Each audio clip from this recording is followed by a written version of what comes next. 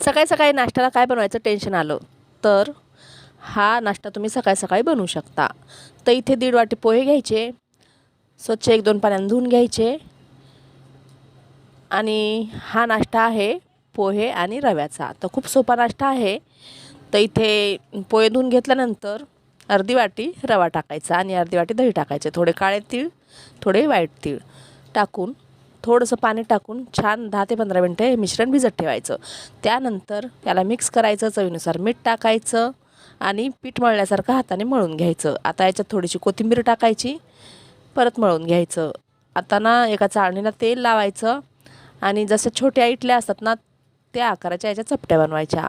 तर तुम्ही या नाश्त्याला तुम्ही बोलू शकता रवा पोहे बाईट्स किंवा सुजी पोहा बाईट्स किंवा पोह्यांची मिनी इडली. तर अशा प्रकारे इडलीसारखा आकार द्यायचा, सर्व बनवून घ्यायच्या आणि एक टोपामध्ये पाणी ठेवायचं. पाणी थोडं गरम होऊ द्यायचं आणि 15 ते 20 मिनटं छान अशा ह्या इडल्या वाफवून घ्यायच्या. त्यानंतर थंड करून घ्यायच्या. कढईमध्ये थोडंसं तेल टाकायचं, मोहऱ्या जिरे टाकायच्या, थोडा हिंग कढीपत्ता टाकून छान तडतडू द्यायचं. थोडीशी हळद टाकायची आणि थोडंसं लाल तिखट टाकायचं. पाहिजे तर तुम्ही याच्यामध्ये हिरव्या मिरच्या पण टाकू शकता. आता याला थोडंसं फ्राय करायचं आणि ज्या आपण उकडून घेतलेल्या इडल्या आहेत त्या याच्यात टाकून घ्यायच्या. 1 ते 2 मिनटं छान अलटीपलटी करून फ्राय करून घ्यायच्या.